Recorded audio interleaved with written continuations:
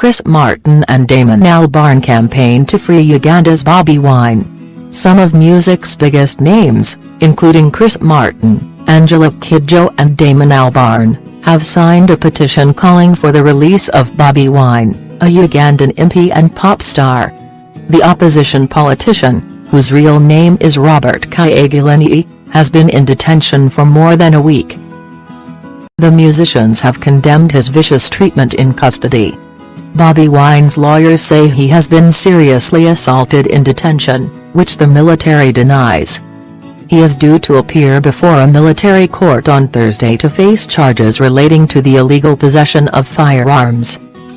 The petition was started by Ricky Stein, the former manager for Nigerian music legend Fela Kuti, a fearless critic of Nigeria's military regimes during his lifetime. "It's like a rerun of Fela. He was often beaten for speaking out," he told the BBC. The more than 80 signatories also include Nigerian Nobel laureate Wole Soyinka, U2 bassist Adam Clayton, The Pretenders lead singer Chrissie Hynde and Genesis lead singer Peter Gabriel. Why was Bobi Wine arrested? He was detained, along with more than 30 other people, in the run-up to last week's bitterly fought by-election in the northwestern town of Arua. He and President Yoweri Museveni, who has been in power since 1986, were in the area campaigning for their rival candidates.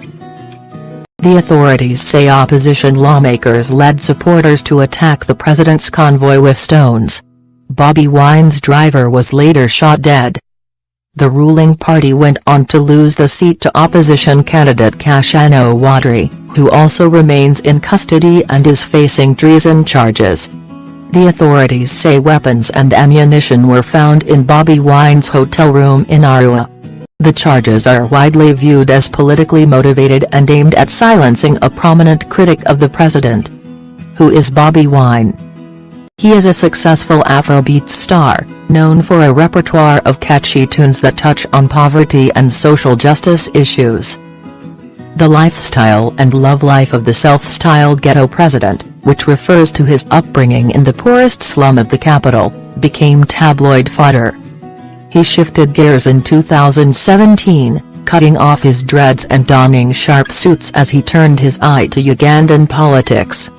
He went on to beat more established candidates by a landslide in a by-election and became the MP for Kyadondo East in central Uganda. Why is he so popular?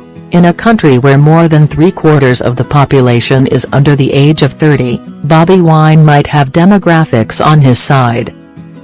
He has been described as a magnetic presence and a skilled orator, who has the potential to galvanize the country's youth.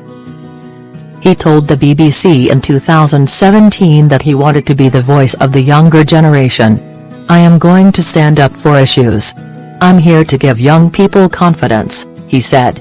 He might also have a knack of being kingmaker. In the past year, 3 candidates backed by Bobi Wine have won parliamentary seats in by-elections. Is he upsetting the status quo? Yes. Bobi Wine, who campaigns under the slogan People Power, has styled himself as the voice of the ordinary people. He protested with activists against a social media tax introduced to boost state revenue, which the government has since backtracked on. Bobi Wine was also one of the leading critics of a push to scrap the constitutional upper age limit, set at 75, for presidential candidates, but the change was signed into law and will allow 74-year-old Mr. Museveni to run for a 6th term in 2021. Does President Museveni see him as a threat? Bobi Wine's popularity could make him President Museveni's biggest challenger in the 2021 elections, and his arrest has only helped to push him into the international eye. Political tension has risen in the country since his arrest. His lawyers say Bobi Wine was so badly beaten in military custody that he could barely see, talk or walk when he first appeared before a military court last week, an allegation Mr. Museveni labeled as fake news. Pockets of protests have nonetheless broken out over his detention and that of several other opposition MPs. Human Rights Watch has called for independent investigation into the shooting of Bobi Wine's driver.